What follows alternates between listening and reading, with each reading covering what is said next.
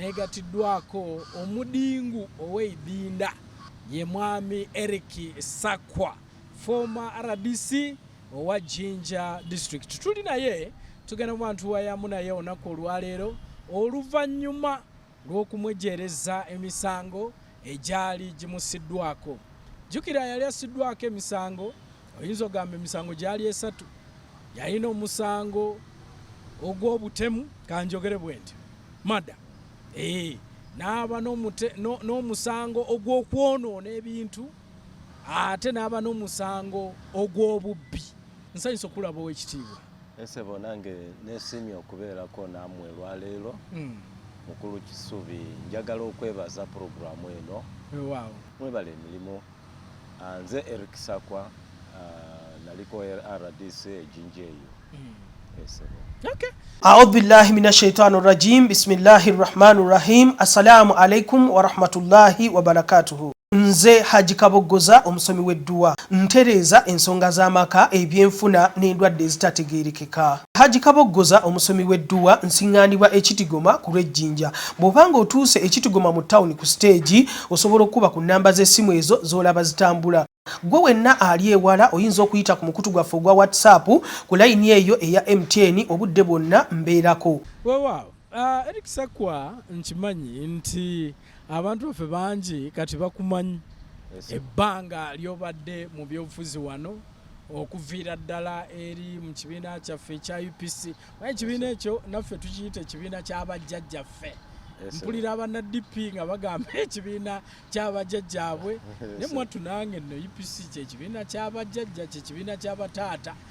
okutwaliza awamu. Kubanga eyo Eastern UPC yali yaffe nnyo simmanyi. Of course kubanga kyekibiina ekyaleeta independence. Kale ekibiina ekyo tosobola kukijja ku maapu ya Uganda. Era bw'oba okola embalirira ya Uganda gye tuyita political mathematics, ekibiina kya UPC equation okubeera balance bulungi oteekamu UPC kiteeka okubaawo. Kubanga kyekibiina ekyaleeta obwetwaze independence ya Uganda. Kyekyatutuusa ku bwetwaze. Wow. Njagala kutwala ku nsonga y'emisango kubanga twakoma okubeera naawe nga okyagenda maaso n'okubanga owera ennemba n'emisango mu kkooti, era nga nzijjukira twali naawe yali ebulayo ennaku si nnyingi nnyo obeere nga odda mu kkooti. Ne walina okwemulugunya nti balwisizza, ate nga tukimanyi ng'ebiseera ebisinga tugamba nti justice delayed is justice denied, okutwaliza wamu. Bitambula bitya wetwogerera sofa? Wetwogerera okusookera ddala njagala okutwala okusiima kwange eri abantu b'Ejjinja ebusoga okutwaliza wamu ne Uganda ku lwa esaala ze baateekamu okulaba nti twafuuka bawanguzi, kubanga tumanyi embeera gye tubaddemu yaddala nga tutambuza emisango egyo tebadde nyangu. Ebintu bingi bigenze bibeerawo, nafuira omulimu natunda byentunda okuteekamu okutambuza emisango, balooya n'ebiseera n'ebintu bingi, naye abantu b'Ejjinja bambeerawo. Abamu bampaako ku ssente okutambuza balooya misango mu kkooti, abamu ne bansabira, abamu ne bampa just support, material support, nga oluusi akwata ekisa n'akuwayo obuntuutu akantu bwe butyo. Naye nga omanyi nti emisango egyo tegyajja mu mutima omulungi. Emisango egyo banteekako obuteesi, bampayiriza ku lw'emirimu emirungi gye mbadde nkola. Ebiseera ebyo tumanyi nti twali mu kaseera ka covid eyasooka, era yawaali lockdown. President yateekawo directives ne Ministry of Health nabo ne bateekawo directives ezaabwe, guidelines, SOPs, nti tulina okutambulira ku bwetuti. Naye lw'okuba nti tubadde twakatandika, abantu baali ndowooza baali tebanaba kubimanyirira kuba tebabeerangako mu lockdown, tebamanyi SOPs, in fact wetwayogera nti SOPs wali eyambuza nti SOPs yeddagala empya lyente oba otegeza lyente lijanjaba ente oba ki SOPs bebiki kwegamba abantu baali tebanaba kukimanya kiki tulina okukola tutya kyova olaba nti waliyo mistakes ezakolewa ate nga bakwatagana nga bakubagana ne security efe abali mu byekwelinda ate abakulembeze tulina okuteeka enkola ebya president directives za president mu nkola ne guidelines ze ministry y'ebyobulamu naye abantu babadde abamu tebabitegeera akati ye omuntu alowooza womugamba nti munange boda baziweze naye tositula muntu okujjako ng'omulwadde ate omulwadde oyo afuna olukusa naye osanga omuntu aweesa abantu babiri basatu womugamba kanga akubuuza nti nze naalya ggwe kwegamba n'atamanya nti waliyo directives ezateekebwawo akati awo we twafunira obuzibu nti mu mbeera eyo abantu wadde nga president yali aweze amabaala tegakola taxi zino emmotoka z'olukale ezisitula abantu nga tezikola amasomero of course bagagala churches ebintu bingi ebyaliyo teri kutambula okugenda mu kibuga naye abantu bo baje waliyo ekibuga bakiyita Buwenge kiri eyo Jinja eyo Buwenge bo taxi zakola azinomu ate nga baziweze president yali aziwezeza naye bo batikanga abantu nga bagenda kamuli boda ezo balinga abali mu nsi yawe endala nti tebali mu Uganda nti ebiragiro bya His Excellency the President tebibakwatako guidelines ezo za Ministry of Health tebibakwatako akati bone babeera mu nsi endala amabaala abamu bagagalawo abamu ne batagalawo ate ekyewuunyisa nti n'abo ababeera nga tebagaddewo amabaala abamu baali bakulu abakulembeze mu bitundu abantu bebandibadde bo bebalabirako nti president yaye naye kakati ate bebagiraki kati okugeza waliyo baala gye bayita baksiba eri eyo Jinja eyo baksiba ya honorable Grace balyeku kakati nga president awezeza amabaala gona tewali era nalawuna mu kibuga ngezako okuteeka mu nkola nti teri baala yonna era abasinga actually bagagala naye balyeku ye baala ye yakola ate eliranye ku ddwaliro ataddeko enyimba music nga mungi oli abaana bagamba nti tumbuusa sound nga yonna eri waggulu abaana bali eno abalwe eno ono ali kutumbuza sound eri aliranye n'eddwaliro Jinja Main Hospital waliyo omulala gwe bayita yali RPC we Jinja bamuyita Nkore Paul alina naye baala ye bagiyita Lafters wadde bakyusa erinnya kati bagiyita Pit Stop oyo naye uye wa police ate RPC yandibadde ateeka mu nkola ebiregero bya president naye ebaala yeye yagigulawo yeye naye ali kutumbiza ate n'akwata abasirikale mu bukyamu abasirikale ba FFU nabagenda ne bakuuma bali kukuuma abatamiivu sebo nti mu kifo ky'okulawo n'ekibuga okulaba ababbi tebabba bano abatigomya abantu ye abasirikale abasitudde bagenze asitudde abasirikale 20 abatudde wali okukuuma abatamiivu sebo abatamiira mbu bakuuma kakati embeera eyo ne tutakwatagana bulungi kuba abantu bangamba naye RDC ife otugadde president yesu alagidde eti amabaala gonna gagalwe naye lwaki bali ate bali balikukola akati kyenakola nengenda nengagalawo era nenkwata nagenda ku baksi nenkwata manager yali n'abantu abamu abaaliyo baduuka emisinde abamu ne twakwatako abatonotono abamu ne baduuka nengenda ku Lafters naye nenjiga basi awo kati wewaava olutalo olw'okumpulaningira oyo musi ne batandika okupulaninga no tumugize tutya kati bino ebyomusajja gwe bagamba mbu actually gwali gwamadda naye bareducinga ko segundi eyo negubera manslaughter ne bafuula kutanga togenderedde ekyo kyeba naye okusooka baali banoonya nti katumuteekeko ekintu tunamufuna tutya naffe tumuteekeko ekintu ekizito era nga basala amagezi jjukira oli RPC yakulira polisi yakulira CID bani ono MP naye kati ne batandika ebipulaani byabwe ebyo ne batandika okupulaninga tukose tutya paka mbandi yawo ate nagenda ebuwenge nga wenkugambye DPC webuwenge yankubira esimu n'agamba RDC nze ebintu eno bilemye abasirikale ndina abatono eno abantu eno ebuwenge nga omanye ekibuga ky'ebuwenge ebuwenge bo webaba batabuse oleeta bulesi military naye polisi tesobola kuba abantu bangi ate bo webatabuka batabukira ddala oleeta bulesi military ate military ewerako toleeta batonotono kuba ya ate nankubira n'agamba RDC eno ebintu tugezezaako okuteeka mu nkola ebiragiro bya president naye abantu baganye bali kutiika taxi abantu bali kunywa amabaala gali kukola nga bulijjo bodaboda zikola neŋŋamba kati awo nenkwata emotoka nengenda ebuwenge wenatuuka ebuwenge era nasanga embeera eri bwetyo basi netugezaako okugira paka embeera nedda muteeko twagenda mu mabaala wali agamu tubagala tugoba abantu muddeyo waka paka neba kati lwenavaayo olunaku olwo lwenaddiranga enkomawo ejinja awo wenafunira essimu nti RDC eno waliyo ebaala bagiyita bakisi eyabalyeku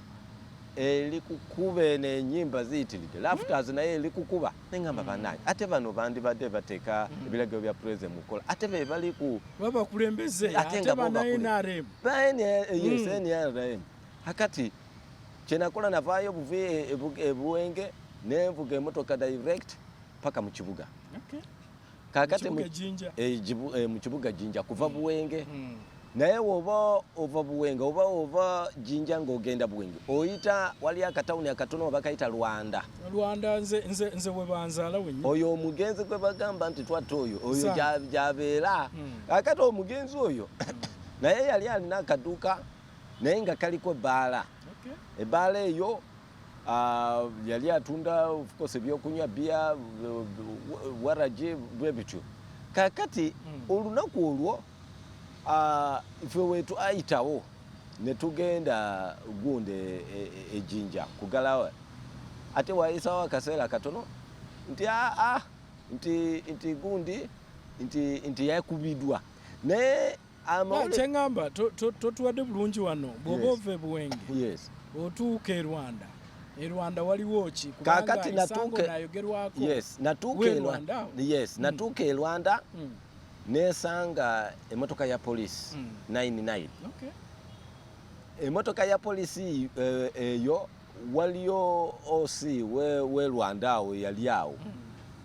waliyo omusajja gwe bali bakutte nga bamukubye bubi nnyo babadde bagenda kumuta bosimanyi bamusanga alikuba oba kiki mu kyaki bwe bityo bamukuba bubi nnyo nga bamukubye bubi nnyo kakati we bamukuba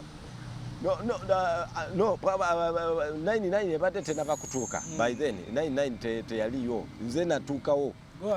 nze nasooka kati wenatuuka actually banyumisa wenatuuka ne bagamba osinagamba ati bagenda kutta omuntu ono naye tuyambe omugjewo nga bamukubye yena ali kutoonya omusaayi yenna nga tali mu mbeera ennungi kati awo wenayimirira awo ku kaduuka ku Rwanda mu trading center oyo muzeeyi gyali kakati ono nze nateekako gundi awo yomusaayi nze netusimbula netugenda kati tuba tuli awo waliyo egrupu y'abaana ababbi babayita bano bakifwesi beyita omanye ebibinja biri eyo ejinja birina amanya yes eri agamba nti gun talk squad nti wanted list squad nti the virus nti bajabala nti boys actually bajabala ne boys kibadde kikuliwa ne kiteekamu sente n'oyo akikulira ye kati gwe balonda deputy RDC na mayingo oyo gwe bayita kiganira kubanga yabakulira abaana abo kuva dda tuwanyagane nabo babakozesa mu politics babakozesa bakifesi actually baby jambia abo bebakozesa okukuba abantu yadala mu kalulu abo bebakusawe banga bagenda kubba amataka g'abantu abo abaana abo bebakwata ebiti abo ne bagenda ne bawaga abo bebakusa kasaba bawamu enjaye enjaga ne banywa ne waraji ne batabuka kati abaana nga babi omanyi n'erinnya bajabala balumba amasomero wali abasomero wali esomero eriri abaliyita Rwanda Kai nga batega nafuna ripoti kuva ku headmaster nga agamba RDC abaana bano bajabala nga batega abaana baffe abajja ku masomero ku macha babakuba abaana bava saa 11 saa 12 babakuba hakati mbeera eyo nagezaako okulaba kati abaana abo bebaddayo ne bakuba ono gundi naye nga ne bakuba ono omugenzi kakati we bakuba omugenzi kati bano engeri nze gye nabaddewo kubanga ngentutooli yes kati engeri gye nayimirirawo ate ne kati bano abayaaye bo we baje ne bagamba mugambe nti RDC yakubye kati ne bakyusa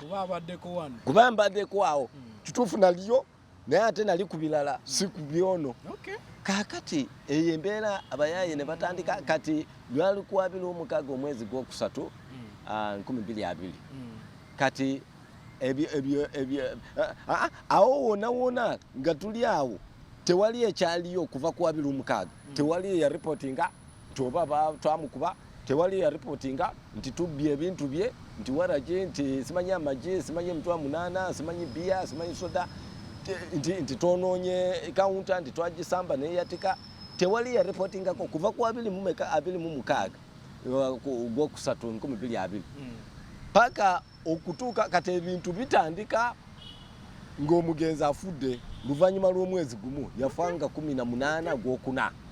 2020 luvannyuma lw'omwezi gumu kati lwe yafa kati bino ne bitandika okujja nti nti RDC yaliyo nti yamukuba nti abaana be bamukuba atyo tebagamba nti nze namukuba bagamba nti abaana be nali nabo nti be bamukuba nti ate ne babba n'ebintu kati okugenda okunoonyereza ku poliisi tugamba waliyo ripooti eyakolewako oba ne bareportinga ku poliisi nti omuntu akubiddwa kubanga omuntu ng'oyo n'akubibwa mu kitundu LOC n'abatuuze ne poliisi eri awo kumpi ne bataripotinga tewali ripooti eyakolewa then amala kufuwa ku 18 gwokuna ng'amaze omwezi lwe yafiira ripooti eyayingizibwa ku poliisi teyali nti bamukubye yali nti sudden death aga banamwandu ba reportinga nti yafudde ekibwatukiro just sudden death ekibwatukira yes nti ya just sudden death kati tuba bali ku sudden death amangu ago oyo kiganiro oyo n'abalala wali omulala yeyita meya muto n'abalala ababbi b'amataka ejinja ne bagenda w'abagenzi w'abanamwandu bagamba temugamba nti afudde sudden ekibwatukiro mugambe nti RDC engeri gye yamukuba luli abaana be bamukuba kyekyaviiriddeko okufa ne bakyusa statement ne bagenda osi n'agaana n'agamba nze sisobola kuyingiza omusango gwa assault kuba baayagala bayingize assault ne bagamba naye assault luvannyuma lw'omwezi ate n'omugenzi afudde kubanga tujja kwetaaga waliyo forms zino ze bakuweerako medical forms ze police surgeon gyakukolerako simanyi baziyita PF3 ezo za medical good forms ezo na osi n'agamba nja kwetaaga ono agende ku medical examination wa police surgeon ate omuntu gwe mugamba okugenda ye afudde ekyokubiri omusango gwa assault guyingizibwa immediately nga kyakabeerawo tosobola kumala omwezi ate n'ogamba omuntu afudde n'okufa n'ogamba nti tugende tuteekebwe assault kati ekyo osi n'agaana kati osi bwe yagaana kubanga RPC nga wenkugambye nti nagalawo ebbaala ye naye yalina obukyayi kati ya developing obukyayi ate kati RPC nga yali awo waliyo omulala bamuyita Daudi Swaliki yali regional CID oyo naye waliyo ebintu ebimu tebyagenda bulungi ye gyali nemuulabulako nemuwoninga nemugamba muna yali atandise okulya enguzi ng'enfuna reports nti agenda n'asoloza sente ku bavuba obwennyanja obuto eri emasese eyo atenga yandibadde akwasisa yalibadde akwasisa amateeka. Yes, naye ate yafunamu akati nefuna reports ezo nga RDC oyo yatujjeko twamuwadde milioni 5 ate natuleka obwennyanja bwaffe ate luvannyuma natujjako ate ngamba nefuna complaint namuyita mu buntu nemugamba munange ebintu bino byokulya enguzi ng'oli mukozi wa gavumenti koma ate oli wa poliisi olina okwasisa amateeka nemuwone kati oyo naye nefuuka naye mpalana kubanga nakola ki namuwabulako bwenti kakati ekiseera kati ebintu ebyo we byatuuka njagala okwekyakula ndikuleeterera buli songa sajja abantu balabe bamanye engeri nga bwe byatamba kati tunuulira RPC siri okwatagana naye ku lw'ebbaala ye ate n'ekirala yali namunenyako yali akwata abasirikale aba poliisi aba FFU ne bagenda ne bakuuma amakolero ate sente ezivaayo tezigenda mu akaunti ya poliisi zigenda mu nsawu ye akwata aba poliisi abo n'awa abachina abaleeta ebyennyanja oluusi abamu bavuba ebyennyanja ebito naye yeye n'abawa 99 nga kuliko abapoliisi n'abaesikotinga n'abakulembera ne bayita ku road block wali ku Nairo wali ku Nairo ku bridge ku new bridge wali ku road block wali ne babayisaawo oluusi ne bagenda ekayunga oluusi ne beeyongerayo e Kampala bwe bati kakati abapoliisi bakwata n'abateeka ku mabaala sebo ag'ekibuga Jinja osanga ebbaala emu ne bakuuma abatamiivu abagenda okudigita okwata ebbaala emu waliyo ebbaala gye bayitanga QP yali nnyo y'amaanyi nnyo naye kati bagikyusa erinnya ndowooza bagiyita oba embasi ennaku zino naye yali QP Queen's Palace mu buwanvu bwayo yes kati eyo QP eyo osangawo bapoliisi nga 20 abali kuku nga bakuumye eki. A'udhu billahi minash shaitani rrajim. Bismillahir rahmanir rahim. Assalamu alaikum wa rahmatullahi wa barakatuhu. Nze Haji Kaboggoza omusomi w'edduwa ntereeza ensonga z'amaka ebyenfuna n'endwadde ezitategeerekeka. Haji Kaboggoza omusomi w'edduwa nsiŋŋaanibwa ekitigoma ku lw'ejjinja. Bw'obanga otuuse ekitigoma mu ttawuni ku siteegi osobola okuba ku nnamba z'essimu ezo z'olaba zitambula. Gwe wenna ali ewala oyinza okuyita ku mukutu gwaffe ogwa WhatsApp ku layini eyo eya MTN obudde bwonna mbeerako. Mbo bali kukuuma nze batuula butuuze awo mbo bali kukuuma abatamivu abaana naye ekibuga kyonna ng'abaana bano ba street bakifeesi bali kutigomya abantu ebweru eyo naye nga tewali abantu abakola petrol bonna abali wali eyo bbaala emu ogenda endala bagiyita kafe 49 eri ewansi naye osangayo 20 ogenda endala eri abagiyita kasino club naye 20 osanga endala wali lafters eyiye naye osanga nga hakati ekibuga kyonna abapoliisi abaliyo abandi badde bakuuma obutereegefu okuteekawo obutereegefu nti abantu batambula bulungi ng'abaana babeefukire ng'ekibuga Jinja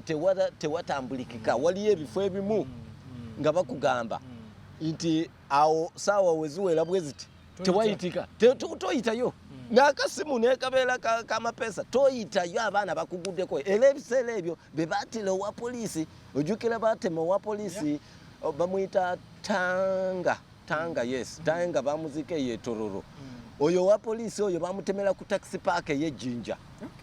abaana yakwata abaana nga bava kubba emitalimbwa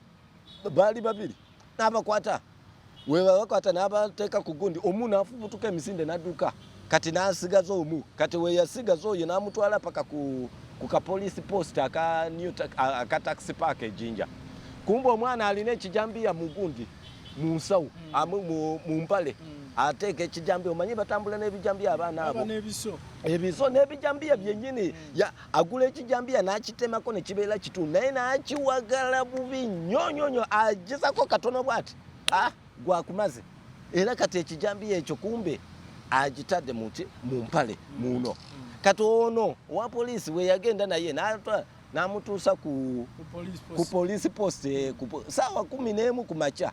kati we yali ali awo n'arelaxinga n'amugamba tuula wansi omwana n'atuula kati n'arelaxinga n'abeera ng'ayingira mu nju munda mu poliisi munda mu kayumba ono ng'ali wabwe omwana ali wabwe kati awo omwana we yafunira chance n'ajjayo ekijambiya ng'ono tamanyi n'amutemera wano bw'ati yatema owa poliisi n'agwa wansi ensingo kumpi ekutuke yamutema bubi nnyo mwana n'ateeka n'adduka n'agenda kati embeera eyo wenatekera RPC negamba omugaso gwonga RPC gwalina okubeera nti ogira abapoliisi kiki kiki kachovolaba namunenya nyonyo nengamba abapoliisi kati batandise okubatta kati mwe bali kuta staff bo bali kuta abantu babulijo nga waliyo ekifo kye bayita actually we batemera wa poliisi yo bakiyita kazi mingi awali police post awali taxi park ekifo ekyo kazi mingi waliyo kyabaja na pia market awo mukatale na pia kazi mingi indazo mugaraja awo wabi abaana bali awo babadde abaana teba awo oyitawo ne pick up yo ngeliko nanasi tozituusa ondukira oluguudo lubi lwaliko ebinya kati olina okugenda mpola kati bona bava eri ne bayiika buli avaako nenanasi 5 ku moto wako ate tofuluma ofuluma ofudde gwe ovuga buvuzi mpola ngawe naye otuuka wali nga tekuli nanasi oba watermelon teri nga netubeera nga abatalina government nengamba kakati nze we natuusa security meeting era nateeka nnyo eninga ku RPC ono ekizibu kyalina nti yali anywa nnyo n'atamira nnyo era nze mwewunya Masaka gyali oba akola atya naye simanyi kubanga ye wanywa nnyo saawa 5 omuntu oba otamide oli kutagala butagala ojja mu security meeting otamide bakubuulira ensonga eziriyo eza security oyomba buyombi exactly kakati n'alagira abapoliisi oluusi bapoliisi obagamba obawa order nti munange genda mukole wano patrol nga tebage ate ye alina okuteeka enkola alina kudeployinga naye kakati abasirikale yabadeployinga ku mafactory n'amaka g'abantu abayinda abo bafuna sente ye zigenda mu nsawo ye kakati embeera eyo nze naje kyenakola nabuulira IGP yajja ejinja eyo okosa ochola nemubuulira nemugamba RPC wono alina buzibu wano era we namubuulira RPC namuwone basi eyo nefuukira ddala kati embalala nekola ki neyeyongera kati ekyasi parking off kwekugalawo ebbala ye naye wabaddewo ebirala eno nga tetukwataganya ate mu nsonga za security omanyi nze ku bya security wakiri kubanga nze mwennyini nze neekwatiramu oluusi nze mbadde sebaka nga neekwatiramu era field mbadde nkikulengeramu exactly ng'ekiro nze kasaziwera saawa 4 kasemala okulaba amawulire ga UBC saawa 4 nenva mu nyumba ate abantu babadde balina amasimu gange nga RDC ababbi babano bansunzeko wano wa ebugembe kuwanyama oba oliawo ku bugembe oliawo RDC ndiwe nemafubira naye ababbi basaraundize ennyumba yaffe bali kukoona endabirwamu bali kuzaasa baagala kuyingira oba oliawo munange RDC tuliwa n'ekimaka omuntu ogo ndina okudduka eno bano abali kumenya amafactory nabo mu industry nabo oyo obubbi nga abayindi nabo abayindi nga bakaaba nga bakukubira amasimu akati nze nentandika omwego naliko n'abaana bange ba vigilante nali ntambula nabo nengamba ababbi bano kubanga wogamba poliisi abakulira RPC tali kufaayo oluusi wogamba nti okola deployment nti akuyamba akuwe deployment ate bapoliisi bennyini nabo bebafunamu babuulira abaana waliyo kati nga wa operation bamujjayo taliyo ali bamutwala oba ekanungu eyo naye wa operations abaana abamu betwakwata bebatuwa amawulire bagamba RDC ffe tusoloza sente netuwa wa operation nengamba mumuwa sente nti buli mwezi batusalira sente tumuwa milioni 2 nengamba naye mwe mulina sente bagamba RDC abaana balina sente omwana agenda ekiro kimu nabba TV ya bukadde 2 natunda emitwalo nga 7 awo naafu amasimu gebanyagula ebintu by'omunyumba security ngekolagana n'ababbi ngekola anti kakati kati nga bano omwana yangamba nti bo basoloza sente buli omu jukira abaana abo ku street bangi bavayiganga kamuli balinga 3 n'omusobyo kakati abaana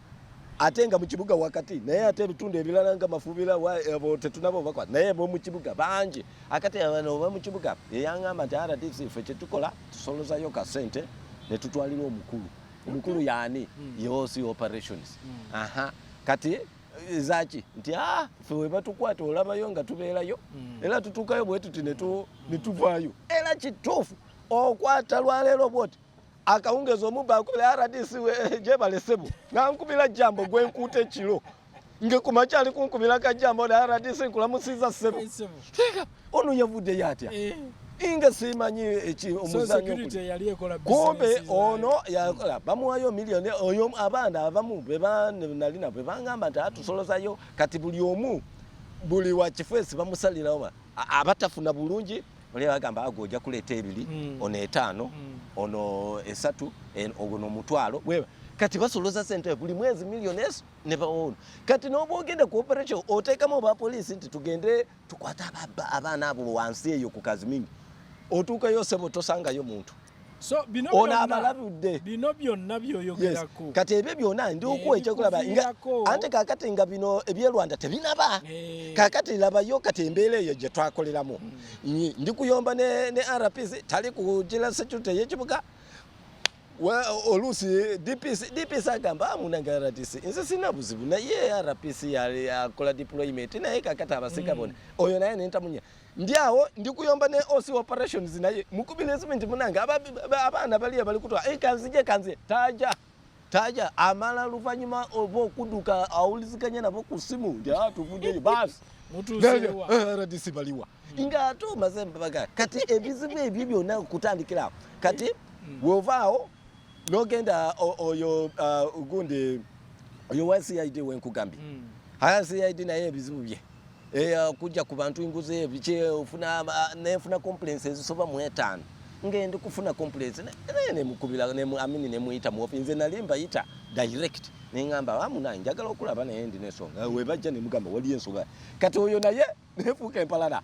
ona RPC empalana osi operator empalana kwegamba abapoli ba traffic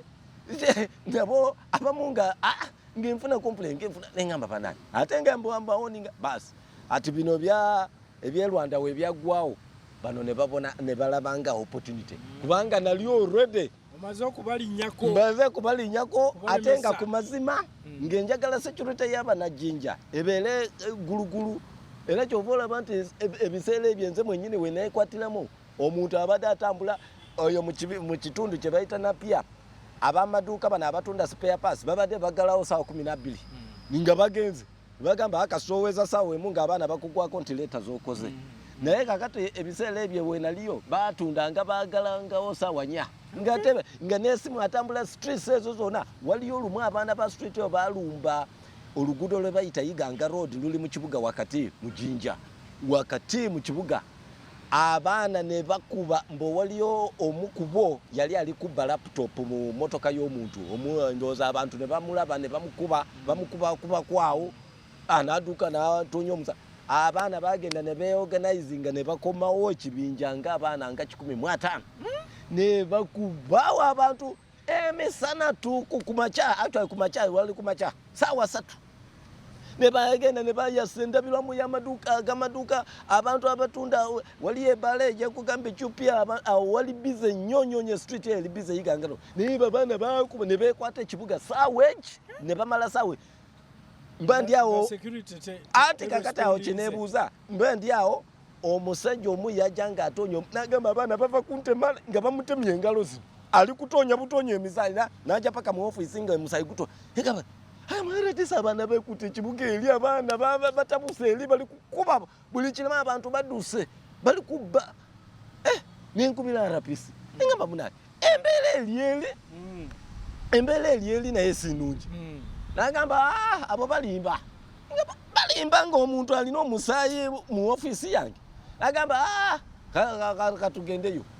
abaana ne bajira efujo eyo ne bagenda ne balalika sebo ne bagamba tukomawo saawa 8 ne balalika tukomawo saawa 8 mbendi awo nefuna intelligence wansi eyo mukazi mingi eyo gye babadde bakuŋŋaanireyo nenfuna intelligence nti abaana bali kweteekateeka okudda nenkubira rapi nengamba munange nze nfunye amawulire intelligence nti abaana bali ku planning okudda nawakana mbandi abaana ne bakomawo abaana bakomawo ate bakomawo bangi ne bakola the same thing kye bakoze emisana ne balalika ne bagamba tukomawo saawa emu naye omulundi guno naffe tugenda n'omuntu kuba oli gwe bakuba omubbi mbo yamala naafwa kandi bagamba nafwe owafu afudde nafwe tugenda n'omuntu ne bakomawo sebo saawa kati saawa emu kati sawemu nze kyenakola ng'endaba eno RPC biganye nenkubira amaje nenkubira abeGadafi mu barracks nakubira yes gundi cantonment commander nemugamba munange embele nenkubira ne IO bamuyita mpaka negamba munange embele eliyo esajuse naye sili kufuna obuyambi atenga cantonment commander amina gonde IO nangamba oyo mpaka nangamba nti naye RPC yalina ntukubira atugambe nti ayagala reinforcement aliyo tulioke tujje ate RPC gwende ugamba ye tali ukuba kati we yakubira cantonment gonde IO we yakubira RPC nagamba oya RDC alinga mulalu teli ekiliyo wadde teli engamba banange kati tugende kubeera tutya nti teli ekiliyo abaana balalise bagambye bakoma saawa bakalumba emirundi ebiri ku macha ne saawa 8 kati bagambye tukomawo saawa emu naye tugenda n'omuntu ono ndi kumukubira ali kubuulira IO nti tewali ekiliyo kakati we bagamba bwe batyo cantonment commander IO naye na relaxinga na atasindika abasirikale nze kyenakola nakwata abaana bange ba vigilante nengamba bandange abaana bano tetugenda kubatunulira butunuzi bwe tutinga tulina government n'abaana ne bakwata ebiti ne tubalumba ngawe nfunya amawulire kuva mubo omanye mubo nze nakola mu intelligence nali ndimo abampa information nti RDC tugenda kujirawa bagenda kubawa awo bwento be nabakwatanga kati ngenfunya information nti abali ku reorganizing era bali n'ebintu ebilwanyisa bingi balina buno obutida usale obutida buno bwe bakuba obunyonyi bakuba obunyonyi batambula n'amayinja oli amayinja gana go ku ngudo yene nkokotomba oba oli ate omanyi nti ekiro gw'oli awo oli kutoowulira ejinja kutopalu nga tomanyi weliva tomanyi kiki ekikubye naye nga ki kati oli omwana yangamba balina ebyokulwanyisa bingi balina obutida obwo balina ebiso balina emitalimbwa balina abamu balina asidi abamu abaana bano nve netubalumba niwateteme netubalumba wetwabalumba netugenda eri mugundi nembasakusa bonna ne bakola ki ne bagenda akati we bagenda awo kati RPC nga ye ebili ku nsita bimanye yanti ngangeko byaba bisele byatamidde anywende yena asiliyo kesalinga embwaji itangwa nga tamanye bigenda mu maso akati yembele je nalinkola abantu be nalinkola nabo abamu mulimu abalungi abakola ababade bakola emirumo bulungi naye ate tebalina obuyinza obudeployinga kati abalina obuyinza obudeployinga akati bano wetwatuuka then ne bakwatagana n'ababbi b'amataka ne batandika okubiteekama oyo yakumanyira atya ye yakwingiza mu polisi ne batandika okubateekamu ki omuliro ye yakwingiza mu polisi abamanyira atya kati ne batandika kati okukwata buli group gye nakwatako nga bakola oba obubbi oba enguzi oba obutakola ne batandika okuba influencinga bagenda mu ddwaliro Jinja Hospital ne batandika okuteekamu abasawo omuliro oyo abamanyirira atya yabasomesa obusawo ate nga abasawo bali babbedagala bali basaba sente mu balwadde ononya services obuweereza ziterere bote bagala nga babateekamu omuliro oli nga akubayo meeting agenda n'abateekamu omuliro kati oyesanga nga abasawo nabo nga bakukyayi kubanga mboli kubatunula oba oli awo abasomesa abadoji nga abatasomesa nabo abamu nga nabo bakukyawo bano ba headmaster bebawa sente za UPE zino capitation grants nga ba influencing figure nze wenkola monitoring nengenda kusome nenga olina abaana bameka nti ndina abaana akubulira ekituufu ndina abaana 5 naye wogenda mu records ze yasindika Kampala yasindika ntana abaana 10 kati sente zafuna capitation grant aja koza abaana 5 zazene ezo zize abamu bazimbamu amalojja nafuna information waliye yazimbamu enlojja ye Bugembe eyo era sente za UPE akati embeera eyo ngende mbalondola bwente ngende bal ebizimbiwa amasomero agazimbiwa oba kudabilizwa ne government esindika sente mpitirivu oba milioni nga 3 okudabiliza naye ogendayo ekizimbe kye bakadabiliza nga kizemu gunde enyanfwa mugunde mu kizimbe nga kinatera okugwa kino tekinana bakumala wadde n'emyezi 6 nti contractor kumbe ba contractor bebe nyini ba contractor babeera bennyini amanye bubuye buli ejinja contractor tebaleeta omuntu wabweru amanye emirimu baleeta bo bennyini mu ba staff bennyini ab'ejinja abo abamu oyinza okusanga nga engineer alina construction company yakolayo kake kali awo kati ako kebawa akatali na bumanyirivu wadde mu construction wa kati embeere Mwami Ssakwa mu bufunze kwali kulemesebwa wali oyagala ekirungi naye nga waliwo ate babeegwanyisa ebyabwe kati embeera eyo we yaliyo yereeta bino byonna nga kati bino bya covid tebinaba kati ebya covid we byagwawo ne bagamba jjukira babadde banoonya naye nga tewali engeri gye basobola okunfuna banfunamu mu nsobi ki bategategaawo busente mabegako awo nga balowooza bayinza kunkwata mu byenguzi naye nze nagamba sirina omuntu nsitule miliyoni 5 ndeetere mbogenda oli ekyemisana ki ne wano Sheraton wano miliyoni 5 tezigula ekyemisana miliyoni 5 ngozigana naye kakati abakozi ba gavumenti bo bibagala no kakati anti kati miliyoni 5 anti kati lanchi oyo bwe bakuwadde balukunafuya ng'okukola emirimu kati wabanga ali mu nsobi mb'olwolema okumugambako nti naye gwe oli kubba ettaka lyamu naye kubanga akuwadde ki miliyoni 5 era kyekiri kuleeta obuzibu ekije akati bwe bate abayanze mbamanyi kasotuukawo ng'okyamupya bati awo bakwekwata osanga omuntu RDC mbadde nzize jaso okubuuzaako naye mbadde ndikuwayo kabasa kakano ogenda onywemu kyayi wali ng'akuwa emitwalo aga nga kyayi kibwa mitwalo 5 eyo yembeera kati boba naye we balabanga nga toli kukkiriza ne bata oyo yaganye tunoonyeyo plan B tumusobole akati embeera eyo eyaleetanga eyo building obukyayi bwo bwali bubuildings kubanga ebintu byenze nalina bateekako nyaka zito ngemba checkinga abakozi ba municipal council ekiseera ekyo nga Jinja tenafuuka city nga ba municipal council omusajja ateeka kooti mu ntebe n'agenda ewaka n'amalayo enaku 3 naye kooti eri mu ntebe ogenda obuuza nti munange gundi ono ofiisi owe ofiisi enaaliwa sebo batendeka ababeeraawo RDC yakafuluma mwava ogula airtime agenza ogula airtime wali so nga taliimu okuva enakwezi kati negamba ngenze kumakya taliimu agenza ogula nemala sawa 2 nenzirayo yakafuluma RDC yakafuluma bano bagamba yakafuluma uyo yakafuluma wali naye nga talabikayo ogenda mu kitabo ekya attendance ya signing naku 3 mu maaso 3 days in advance wabanga ali kujja yes enaku 3 mu maaso leero lwakumeka leero lwakubiri leero lwakusatu so kati asaininga olwokuna olwokutaano nekubalaza taliyo nti ye wali kakati gwe enaku ezo zonna jjukira tabeerawo kakati gwojja gwe wogenda lwokusatu olujja osanga ya RDC naliyo tolaba gundi na saini so nga taliyo bwentyo bwe nagwirako ku mulwadde ameni ku musawo omulala ku health center eyo basayininga enaku 5 mu maaso gundi alina akakilinika akake agenda nakola akati mu mbeera eno bagwako bwentyo nali so strict ate obukyayi obwo ne building bwe butyo akati embeera yaleeta ekyo kati kino ekyerwanda weekyaggwawo bano abayaye bonna ne beegatta jjukira ababbi b'amataka ababa amataka ga government ettaka liri eye mafubire ku sub county yali sub county mafubire sub county ettaka lya Rwerwe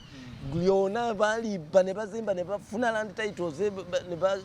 ne batunda ate ebyo byonna beegatta akati nze we nafuna akati ne bagenda ne bagamba banamwandu kati mukyuse musango mugambe nti oli yamukuba banamwandu nabo ne babeeraawo jjukira obudde bwa covid ne babawako akawunga awo nawulira mbu babawayo gundi kilo 10 ensawo y'akawunga bali ne banamwandu ne batandika okwogera ebitakwatagana ebyawe jasi by'okufuji naye abo sibanenya kubanga bakozesewa bukozesewa kakati era nabasonyiwa sina ensonga nabo kakati mbandi awo omugenzi naafwa ku 18 gwokuna basi ebyo byokubba ne bivaayo mbambo nabba mbosimanye nayonoona bintu mbonata era wembadde njagala ennyo Yes. Kale otunyonyodde mukutta wali nti bwe wapiikinga muntu n'ogenda naye gwe baali bakubye atali ono nti ate embeera eno gye tuwulira ey'okubba ey'okwonoona ebintu ate yeevaawa. A'udhu billahi minash shaitani rrajim. Bismillahir rahmanir rahim. Assalamu alaikum wa rahmatullahi wa barakatuhu. Nze Haji Kaboggoza omusomi w'edduwa ntereeza ensonga z'amaka ebyenfuna n'endwadde ezitategeerekeka. Haji Kaboggoza omusomi w'edduwa nsiŋŋaanibwa ekitigoma ku lw'ejjinja. Bw'obanga otuuse ekitigoma mu ttawuni ku siteegi osobola okuba ku nnamba z'essimu ezo z'olaba zitambula. Gwe wenna ali ewala oyinza okuyita ku mukutu gwaffe ogwa WhatsApp ku layini eyo eya MTN obudde bwonna mbeerako. Kakati embeera ey'okunoona ebintu nga bwe nkugambye nti abaana bano abekifuesi abeeyita abajabala gurupu eyo eyakiganiro oyo Deputy RDC we Namayingo oyo egurupu oyo abaana alina group ses waliyo eri yeeyita boys ekyaliyo paka nakati boys enjala abalala beeyita bajabala akati bajabala eyo ebibinja ebiri mu Jinja ebyabavubuka abateekewawo abamu ba politician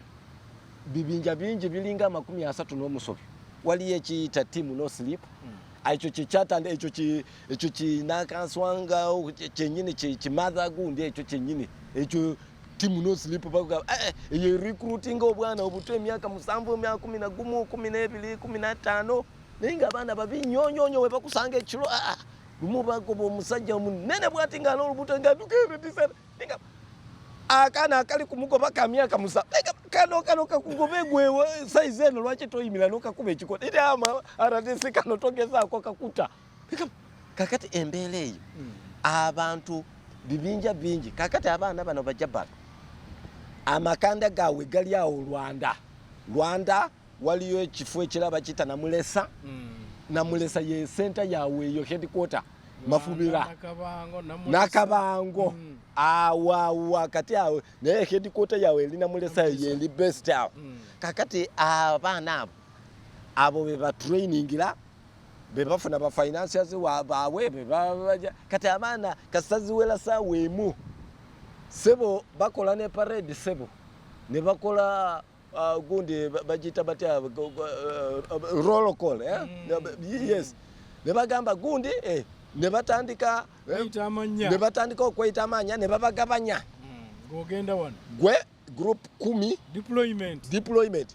10 genda ku main street ejinja 10 genda ekazimingi 10 mugende ku Wanyama road 10 mugende nga kamanda wa kwegamba embeera ye yaliyo ngena kabanga abantu bagamba bananga RDC abaana batuyingira oba olukufumba ekiro ekyeggulo abantu abafumba oli bajja ne basitula emmere yonna oli yali mu nyumba onamukadde nga asase enkoko ye afumbye omucenga omanyi omucere gulinga delicacy nti omuntu nga basanyuse tugenda kulya omucere n'enkoko kufuluma wabweri nga omucere bagusitudde esepiki yonna n'enkoko byonna naye abaana bano abasitula bagenda mu maka g'abantu kakati embeera eyo neŋŋamba no yes kakati abaana abo be bakuba ono oyo omugenzi kubanga ffe twavaayo ne bajja ne bakuba omugenzi ne banyaga ne bakola ki kati ffe enjeri gye twaliyo enjeri gye naliyo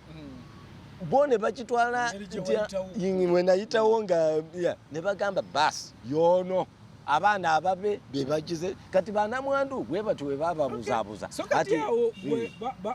babadde bakuvunaana kwonoona anti kakati nze babadde bo bagamba nti banvunaana nti nze nayonoona counter ey'edduuka mbo yayatika mbo twagisamba neyatika mbona obubbi mbo twabba amagi simanyi ture 2 mbo twabba waragi o empire RDC yes yabba ebyo RDC mbo yabba ebyo mbo amagi mbo ture 2 mbo waragi ono empire empire oyo jukira government yali yamuwera kubanga yali aleeta abantu okulwala era abadde circuits za empire zaali baziwera naye akati ate ne waragi gwe bagamba nze sikombangako ku waragi kuva lwe nazaaliwa simunywa na kumunywa akati ate nzibe nti ekintu ngenda mukolamu sanitizer ngenda mukolera ki akati eyo waragi mbona entwala n'emitwalo 8 mbo ne tutwala ne bia yes ne soda n'ebirala bwe bitu akati we bamubuuza nti babisitula batya nti bakwata ekisawu ekirimu amanda ne bagayuwa wansi ne bakwata amagi tray 2 ne baziteeka muli ne bakwata bia naye ne bagata muli ne bakwata wala ne bagata muli ne bakanyuga ku mutwe ninga ne amagi ne bia ne bagata wamu ne bita yatika kale ebyo byali kati ebyo byaliyo ne bagamba omusango mbo twakuba simanye mbo ne tuleetera n'okufa ko naye ebyo byonna nze nagamba kale kubanga ebyo byonna nze namanya bino byonna bipange jukira ebyo we byali bye biti RPC we yawulira n'alagira regional CID oyo gwe nagamba ku nguzi by'okujja sente ku bantu abavuba ebyennyanja obuto oyo already nali namuwoninga naye nga ndikoki naye yakuja teleko bukyayibwe jukira regional CID yakulira ebya intelligence kati regional CID nakubira CID we Rwanda njagala report era mumuwayirize mugambe nti yakola bwati wandika mukama wa ali kubalagira mangu ne bakola ebintu bya ne bafunyikiriza bwe batyo mangu ne bakola ne batwalira RSA jukira RSA naye naliko naye obuzibu naye kuba complaints zenfuna naye namuwoninga nenga munange naye bino byokusaba oyo naye yali yateleka obukyaibu kati RSA oyo byatuuka yete yalwawo nakola ki na sanctioninga mangu 5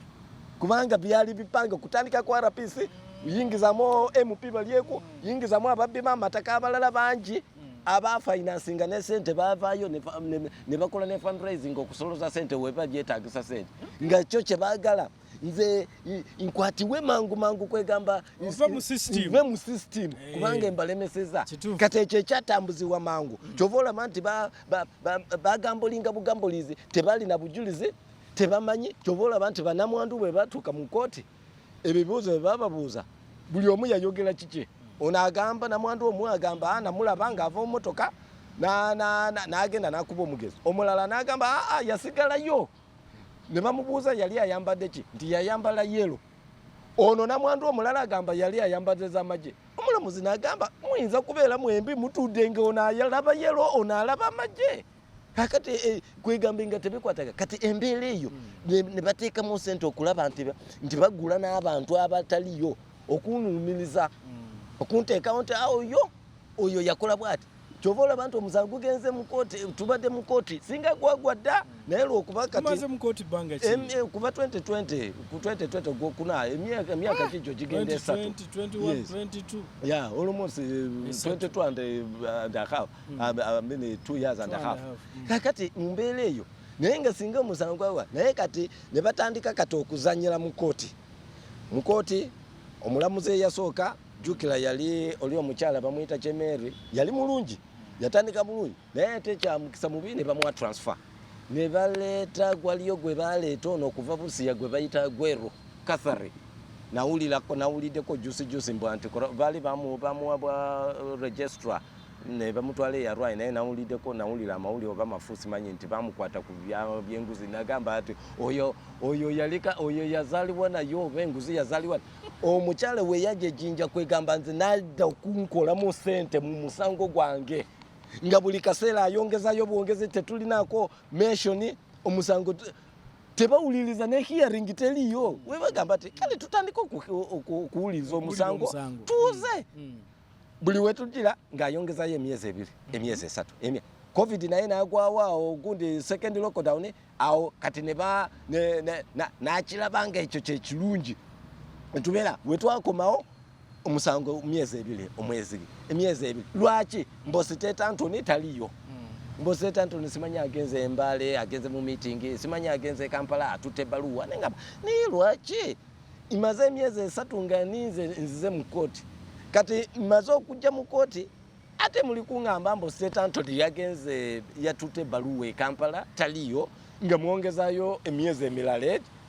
kutuba tulyawo ng'omwaka gugwako teli hearing naye tugenda just mention adija ne mu kooti tetumalamu na dakika 2 kasaba some file yange nengenda mudoka RSA is not there kale adija ndi to 3 months bwentu bwe bamplayinga bwe bati nendwawo tweke baliko kumba abayaye baliko bagamba nti temumureleasinga mangu kubanga we mumureleasinga mangu bajja kumulonda kuba jokera ajja kudda ku muliro ebiseera ebyo waliyo ne reshuffle nga bagamba nti reshuffle eri kumpi okutuuka ne bagamba wogira mangu his excellency the president amwagala nnyo akakasajja president akagala nnyo oba lwaki bajoka wa mulimu kati mwe mumulwise mukoti tumukwatirawo kati waliyo n'oluvuuvuumu olugamba nti njagala kwesimbawo kuba abantu bajja ne bagamba RDC ono alukubona abonesa bati ono mupya alukubona ffe jangu ffe tumugjeyo tukuteekeyo gwe era ngamba nenkibalamu nengamba ngende ne batandika kati bano ne banyweza nati we bawulira ekyo oli MP we yawulira ekyo nanywezera ddala nati nagamba temumukiriza kati ne bansenda we bati emyezi paka ne baleeta omulamuzi omulala gwe baleeta yali mulungi ono Kakooza eyali w'Emityana oyo Kakooza yali mulungi nnyo okuba yatuukawo n'agamba bana omusango ogumaze mu nkooti omwaka gumu nga temuwuliriza musango kiguno n'agamba nze njagala kuwuliriza omusango era ntaddeyo last judgment yagamba nti nguwadde last judgment temujja kwongezayo omulundi omulala we baawulira bwe batyo abayaye mangu ne bayiiya ne badduka ne Kampala omusajja teyamala na wiiki ate abadde yakajja ne bamuwa transfer ne bamugjawo kati we bamugjawo simanyi gye yalaga ne baleeta oyo gwe bayita Agwero gwe nkugambye oyo Catherine Agwero gwe bajje Busi oyo ye yamaliramu ddala kubanga oyo yali akolagana nabwe kubanga ey'embeera ye yanfuna oba olina sente azisaba misana tuko olina meka nkukoleko nga kwegamba alinga tewali amukwatako ayisaba mu lwatu yes ne mugamba banange nze njagala bwenkanya kubanga nze bunaku okugamba olina meka yes bade tafaayo n'abantu nfuna complaints abantu ndi RDC abakungamba wali ayagala mitwala ata usigalina nengamba kale naye kati embeere paka ekiseera kyatuuka ne bamuwa transfer era we bamuwa transfer ne baleeta no omulamuzi gwe bayita okumu muone Jude bangamba yava wane makingi naye nga ono alikada ate musajja mukakamu ono okumu kubanga ye ebintu byabikola ye bino byenguzi okumu we yatandikira in fact yeye yatandika n'agamba tugenda kutandika okuwuliriza omusango guno ogumaze kumpi emyaka 2 nga teguwulizwa ne tutandika okola n'atandika okuwuliza kati awe yatandikira okuleeta abajulizi kati bano engeri gye batali na bujulizi nti bapangirira bupangiriza obujulizi nga batandika okutambula ku makubo nga bakusanga nga woli bwoti timisa Kisubi okimanyi katukuweyo emitwalo 2 naye genda mu kkooti owayirize Ssakwa ogambe namulabanga akuba bwe batu bwe bakolanga abantu kyova olaba abantu bwe baleeta mu kkooti bababuuzanga ebibuuzo bwe bababuuza geography w'ekitundu nga tebamanyi tabagamba gwe waliyo naye tomanyi ennyumba yetunula wa tomanyi ekifo kati gwe waliyo otya kumbe naye okudde eno ti nze gundi waliyo omusajja yeeyita meeya Mutoyi nze meeya Mutoyi yansanze wali nampaayo emitwalo 2 n'agamba nti genda owe bujulize ku Ssakwa ogambe bwoti kati bwe bati we baguliranga obujulize kati omusango ne gutandika ne gugenda mu maaso omusajja ono namwagala nnyo oyo Jude oyo gunde okumu oyo omulamuzi oyo mulungi nnyo kubanga ye yagamba nti tulina okumala saagala tukipi wabanga n'omusango tumusalira agende mukomera naye wabanga talina omusango then ekyo nakyo kigwe naye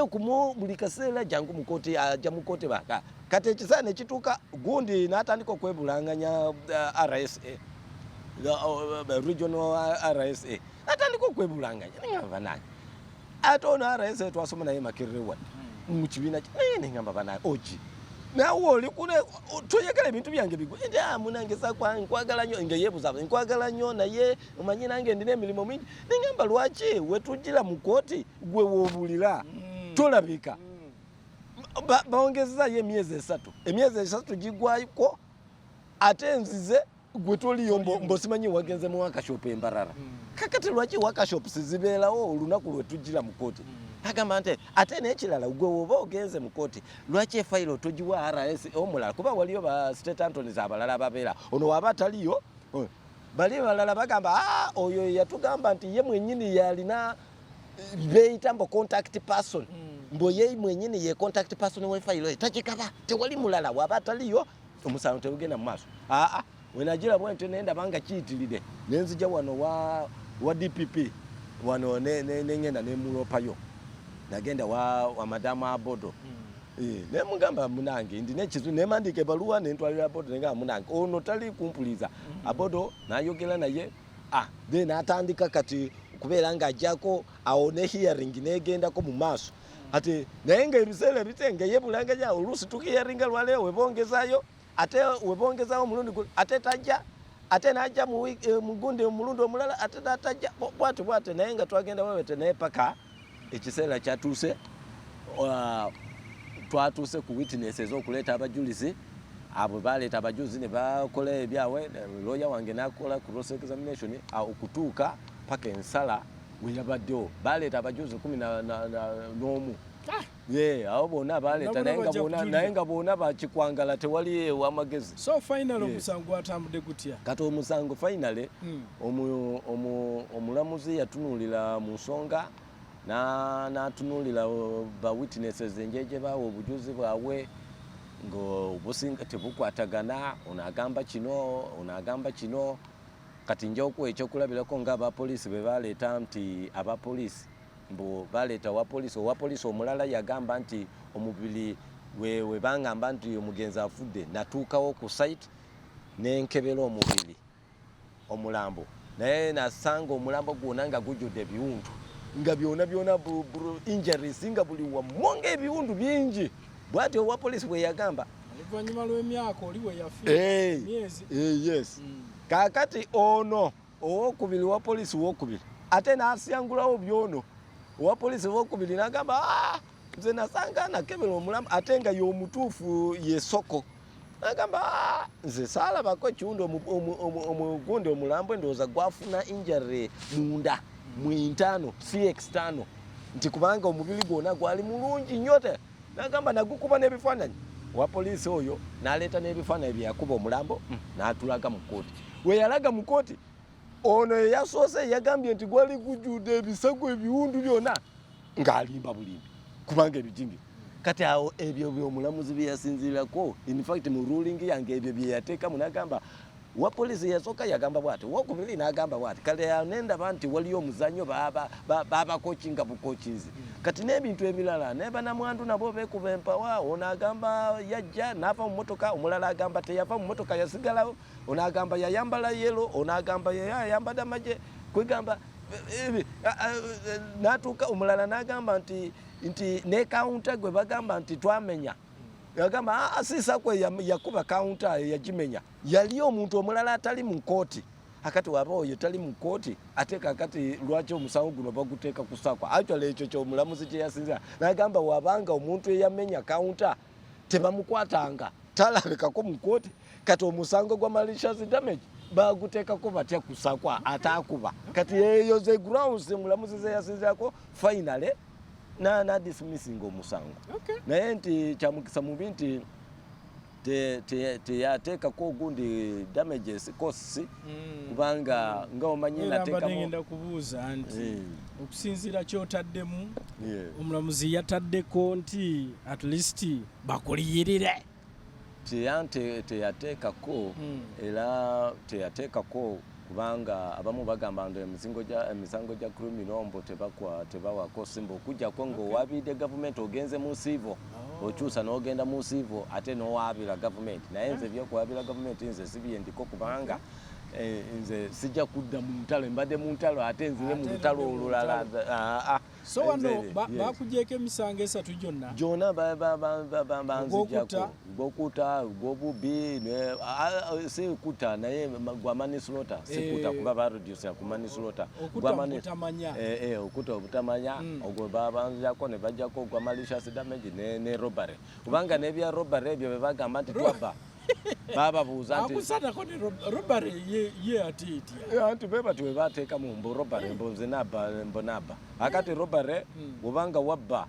awarajo oyo robbery wabba majina maje soda simanyi ensango kino gisasa simanyi bia empa ya waraji akati ne bagamba mulamuzi yababuuza leeta ebintu bye babba mubiteeke mu recovery mwagenda ne mukola search wa woli gwe mugamba yabba leta ebintu webanga mwabizula teli teli kyona batebeleza butebu teli ate nekirala namwandu nga wenkugambye namwandu omu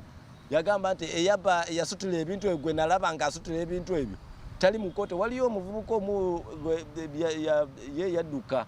yakola emisango emirala nadduka yali ababbi bebe bugembe kati oyo gwe bagamba nti naye bamugattako bugasi nga bagamba jangu naye oyo enjeje yakola emisango emirala nadduka kati oyo namwandu we bagamba nti oli eyabba ebintu ebyo tali muno kale bagamba webanga oyo letaliyo kati ono ali wano tumuteekako emisango gyaki kwegamba ebintu batebeleza butebezi kati nga waliyo wa polisi abalala ababiri nabo benkuba empawa olina yaleeta ewaya eya solido nagamba ewaya eno tutebeleza eno gye bakosa okukubiza omugenzi ewaya eyo bagisanga omuvubuka oyo yali crime preventer w'emafubira polisi ng'ayambako ba polisi ebisere kati oyo gwengamba kiganiro oyo yayimirirawo bwagundi bwa LC3 jukira mu primary za NRM ne bamusinga mu primary kati omuvubuka oyo yawagira oli omulala bamuyita wante gwe yawagira eyayitamu mu primary kati kiganira ono ate kiganira we yaleetera obusungu kati ye yakulembera abapolisi agamba manyi omuntu omulala yatta omugenzi janu tugende n'ateekamu ono omwana gwe basangayo wayi n'agamba tugende mu makage n'atwala abasirikale tebamusangayo naye basanga omukyala we ne bayingira jasi munju ne basangamu ewaya eyo n'ekitishati bwekiti kino abavubuka kye bambala ekiringa kyamagye kino bino bibe emadowadwa ne basanga n'ekyo kitishati kati eyo ewaya gye baleeta mu kooti bwewaya eno ndowooza Ssakwa gye yakozesa ne bababuuza ewaya mwagisanga wani nti awo nti eri we twagenda tetwamusanga era tetumukwatanga akati weba temukwata kati muteekako mutya nti Ssakwa ye yakuba kakati mu bituufu ddala mukwata oli aja ababuulire nti Ssakwa ye yampa ewaya eno naye kati byebyo mulamuzi byese yalabira ddala nga obujulizi bujingirire owa polisi bamubuuza nti otegeera nti waya oyo ja nti nagiwandiikako leeta eki mu makati n'agamba tulage n'aleeta oyo wa polisi asooka we baleeta owokubiri naye n'agamba nti ewaya nze nagijjayo oli agamba eyo yagijjayo n'agiwandiikako leeta eki mu makati ono naye we yajja owokubiri naye n'agamba nze nagijjayo ne bamugamba otegeera amini tunaamanya tutya nti ino yewaya nti naye nagiwandiikako leeta eki naye n'ayogera ng'oli nti wawandiikako wa ne tulowooza nti oba wawandika oba wansi oba waggulu naye n'alaga wantu oli yasoose gy'alaze nti wali mu makati ne tuwewunya gundi leeta eki emu bweti abantu babiri ne muwandiika awantu awamu kakati ebujulizi mulamuzi bwase n'agamba tetusoboka buno obujulizi kati ebintu bingi omusango guno gwakututeko sente nga meka sente nyingi kubanga baloya abo bali natandika okusooka natandika ne baloya basatu waliyo oli gwe bayita Evans Ocheng and company advocates ne wabera alaka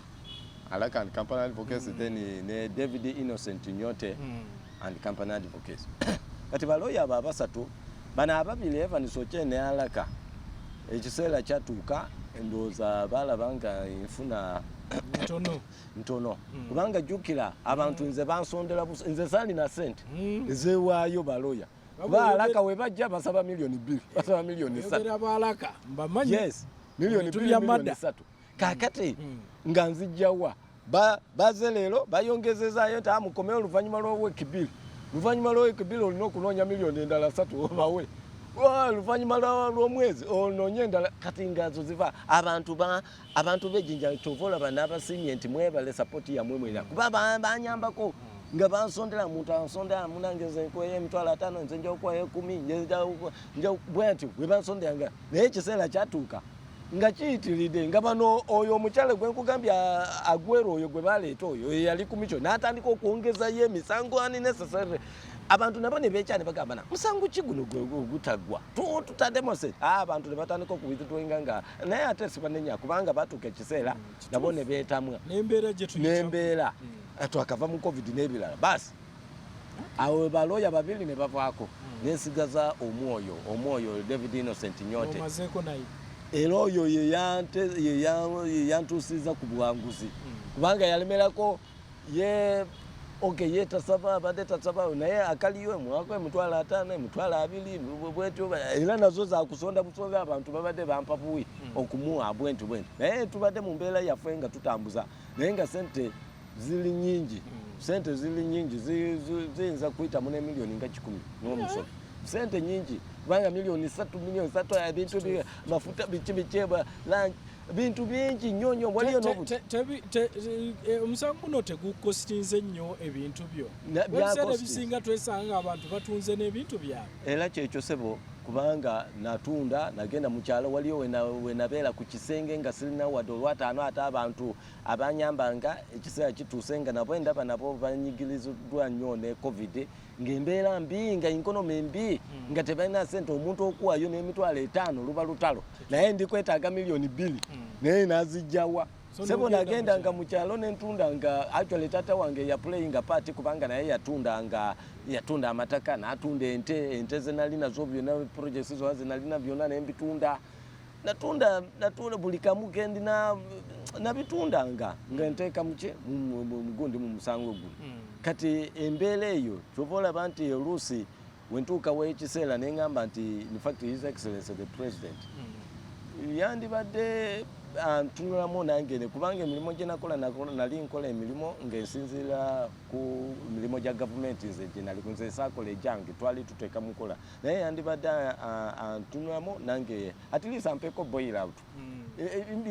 kuba nkyali n'amabanja nkyali n'aloans nze ndina abantu bensomesa abantu dependents bendina bangi ndina abantu bangi nnyo ababadde abadipendinga ku nze naye wadde ndi mu mbeera eyo bo tebamanyi nti ndi mu mbeera eyo tebiriyo bo balowooza embeera eringa bulijjo so nga si bwe kiri balina okubira munange tuyambeko kino omwana bamugobye school fees omwana jjajjawo omulwadde sengawo bamukoza operation so wandyagadde muzeeyi akole ki nze nayegadde muzeeyi antuniremu ebintu ng'ebyo bintu bibiri ekisooka bailing out ampeeko sente nsasule ebintu kubana spendinga lawyer sinabana kumusasula twali naye ntambuzeko nange ebintu nsasule amabanja ekyokubiri of course njagala bali bainterdictinga ne banzijja ku mulimu nga bagamba nti wata naye mbadde nsaba busabi muzeeyi nti kati nga kooti we yapule kubanga nange nabeera patient nange nagumiikiriza neŋŋamba kale kangumiikirize kuba bagamba olina emisango tasobola okuwa omulimu ng'olina emisango neŋŋamba kangumiikirize nenwana nakyo paka wenakiwangudde akati wenakiwangudde ate kooti nekakasa nti tewali omusango gw'olina kale mbadde nsaba muzeeyi anzizeeko ku mulimu ampe deployment endala wiyinza kubanga siiso nti RDC bwokka nti gwe omulimu oguliwo abantu bo balowooza nti webagamba nti omulimu nti bakuzeeyo kubanga saawa zino nze kyemanyi nti ne bwa RDC tewali district eri empty zonna zajjula bakola reshuffle ne bajjuza district akati tewali gyasobola ogamba nti district genda mu district gundi okujjako nga bakoze reshuffle gyentasuubire nti ejja kubeera kati mangu naye waliwo weyinza kubeerawo areas endala muzeeyi n'ateeka awantu then ne tulaba nga wetuwe kubanga nze nkyali energetic ate nkyali n'amagezi nze agakola emirimu ate n'okuteekako etafaali ku ggwanga lyange yes ekyo kyensaba ebintu ebyo ebibiri bail out muzeeyi anyambeko then ne kubeera n'okufuna deployment